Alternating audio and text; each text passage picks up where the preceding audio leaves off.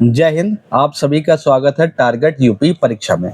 आज हम बात करने वाले हैं यूपी साइंस में। साइंस रिलेटेड कुछ क्वेश्चंस हैं जो आपको अपकमिंग एग्जाम में देखने को मिल सकते हैं। अगर आपने चैनल को सब्सक्राइब नहीं किया है तो चैनल को सब्सक्राइब कर लीजिए। तो चलिए आज के क्वेश्चन की बात करते हैं। तो पहला हमारा क्वेश्चन है, ध्वनि किस प्रकार की तरंग का उदाहरण है? Sound is an example of which type of wave? पहला transverse wave, longitudinal wave, electromagnetic wave, stationary wave. तो हमारा आंसर है कि जो साउंड है वो हमारा लॉन्गिट्यूडनल वेव है। नेक्स्ट क्वेश्चन की बात करें, ध्वनि तरंगों के संदर्भ में सत्य कथन की पहचान कीजिए। Identify the correct statement. तो पहला क्या है, they can be polarised, they can travel through vacuum at 0 degree Celsius, their speed is approximately 332 metre per second.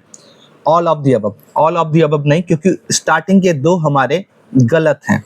तो हमारा राइट आंसर है सी, कि जो at 0 degree Celsius speed of the sound is approximately 332 metre per second. Next question की बात करें, 20 hertz से कम आवृत्ति वाली ध्वनि तरंगों को क्या कहते हैं? Sound wave with a frequency below 20 hertz are termed as. तो यहाँ क्या आंसर होना चाहिए? ये है हमारी इंफ्रासोनिक वेव। अगर 20,000 हर्ट्ज से ज़्यादा है तो वो अल्ट्रासोनिक है, अगर 20 हर्ट्ज से कम है तो वो इंफ्रासोनिक है। नेक्स्ट क्वेश्चन की बात करें, अल्ट्रासोनिक वेव की बात कर रहा है। अल्ट्रासोनिक वेव जो है उसकी फ्रीक्वेंसी कितनी होती है? तो अल्ट्रासोनिक वेव की frequency greater than 20 kilo hertz होती है, मतलब सी ऑप्शन हमारा सही है। नेक्स्ट क्वेश्चन की बात करें, क्या मानव कान पराश्रयित तरंगों को सुनने में सक्षम है? Are human ear capable of hearing ultrasonic wave? क्या हम अल्ट्रासोनिक वेव को सुन सकते हैं? तो आंसर है हमारा नहीं। अल्ट्रासोनिक वेव मतलब 20 हर्ट्ज से लेकर 20 किलो हर्ट्ज तक की हम सुन सकते हैं, ना इसके बिलो मतलब इंफ्रासोनिक से नीचे और ना अल्ट्रासोनिक से आगे कि हम कोई भी साउंड सुन सकते हैं। तो हमारा जो ऑडिबल रेंज है हियरिंग का वो कितना है? 20 hertz to 20 kilohertz. Next question की बात करें, सीटी बजाकर सबसे पहले पराश्रय तरंगे किसने उत्पन्न की थी? Who among the following produce ultrasonic wave first using a whistle?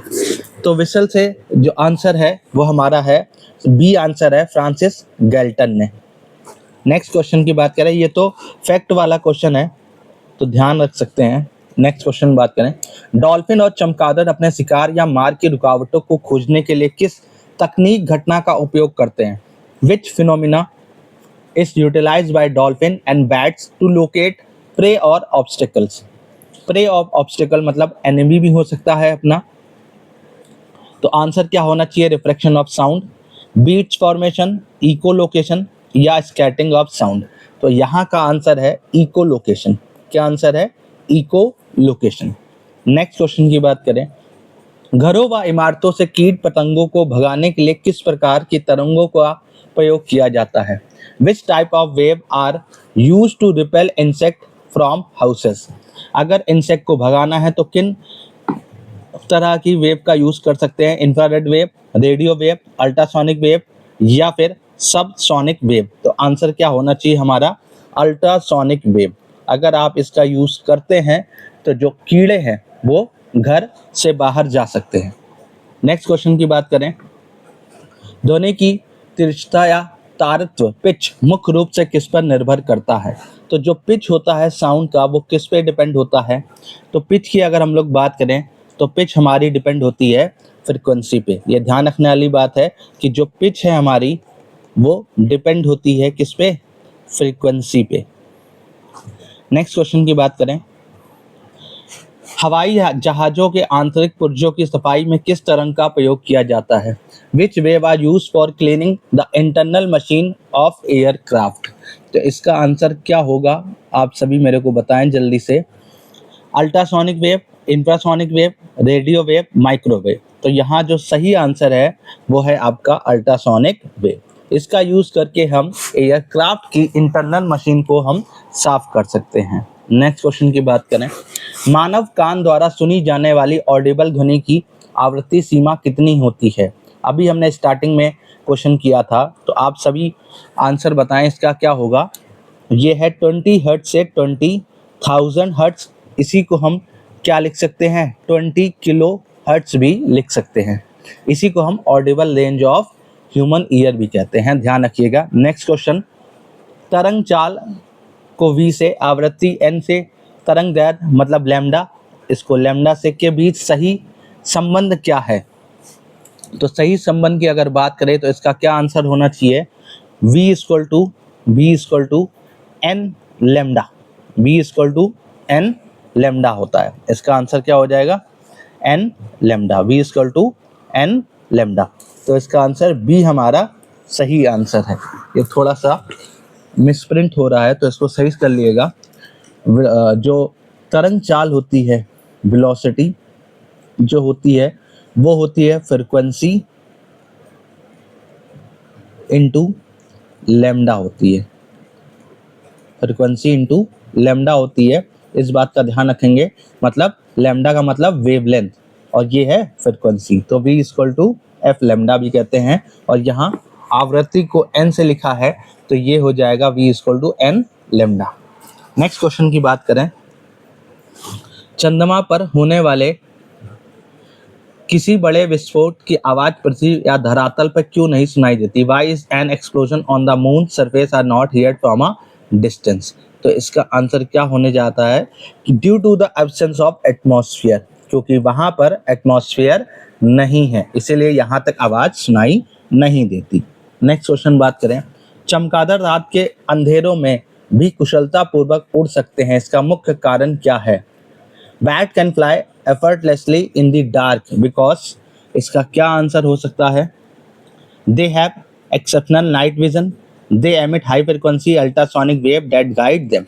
तो वो रात में एक क्या रिलीज करते हैं, अल्ट्रासोनिक वेव जो होती है उसको प्रोड्यूस करते हैं। तो यहाँ आंसर क्या हो जाएगा, बी हमारा सही आंसर है।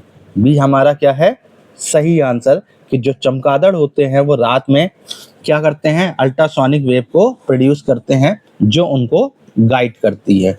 नेक्स्ट क्वेश्चन की बात करें, चमगादड़ रात में बिना किसी वस्तु से टकराए उड़ते हैं, ये इसका असर्शन है। रीजन क्या है कि चमगादड़ इंफ्रासोनिक तरंगे उत्पन्न करते हैं। अभी हमने जाना कि जो चमगादड़ होते हैं वो अल्ट्रासोनिक वेव को प्रोड्यूस करते हैं। तो इसका आंसर क्या है, ए सही है परंतु आर गलत है, तो सी इसका आंसर है।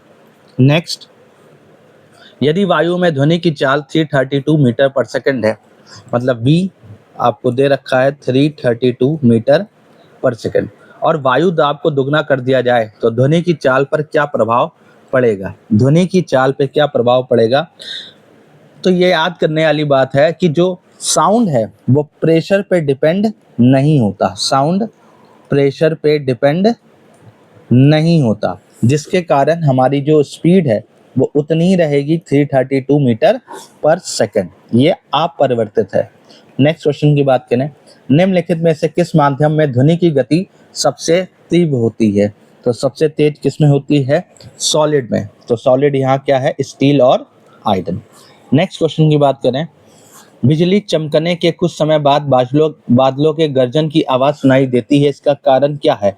तो थंडरिंग जो होती है तो आवाज बाद में सुनाई देती है। आगे क्या लिखा है, तो आंसर क्या हो जाएगा इसका, क्योंकि जो स्पीड ऑफ लाइट होती है वो तेज होती है स्पीड ऑफ साउंड से। स्पीड ऑफ लाइट ज़्यादा होती है, तेज होती है, फास्टर होती है स्पीड ऑफ साउंड से, इसीलिए लाइट हमें पहले दिखाई देती है और साउंड हमको बाद में सुनाई देता है। तो ए आंसर हमारा सही है।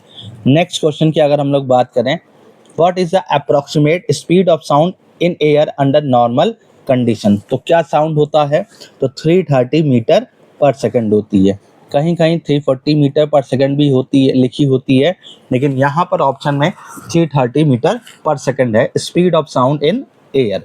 नेक्स्ट क्वेश्चन है, ध्वनि speed of sound is maximum in which state of matter. तो इसका भी आंसर आपको पता है, सॉलिड में सबसे ज़्यादा, फिर उससे कम लिक्विड में और सबसे कम गैस में। नेक्स्ट क्वेश्चन बात करें, choose the correct statement regarding the velocity of sound. Sound की वेलोसिटी के आधार पर कौन सा सही है। Remain same in all media, differ in media, maximum in solid, तो अभी हमने देखा था स्पीड जो होती है या वेलोसिटी होती है जो साउंड की, वो सॉलिड में तेज होती है और फिर लिक्विड में होती है, फिर आपकी गैस में होती है। ठीक है, तो इस बात में देखकर यहाँ क्या आंसर होना चाहिए, differ in media maximum in solid. B answer हमारा क्या है, सही है। नेक्स्ट क्वेश्चन की बात करें, at around 20 degree Celsius in which medium will the speed of sound be maximum. 20 degree तापमान पर किस माध्यम में ध्वनि की गति अधिकतम होगी, तो वो किस में होगी, सॉलिड में, मतलब आयरन में। नेक्स्ट क्वेश्चन की बात करें, वायु में ध्वनि के वेग के संबंध में कौन सा कथन गलत है, which statement is incorrect regarding the velocity of sound in air. तो इसका सही आंसर क्या होना चाहिए, velocity increase with increase in temperature, velocity is independent of pressure, velocity decrease with increase in humidity, amplitude and frequency changes do not affect velocity।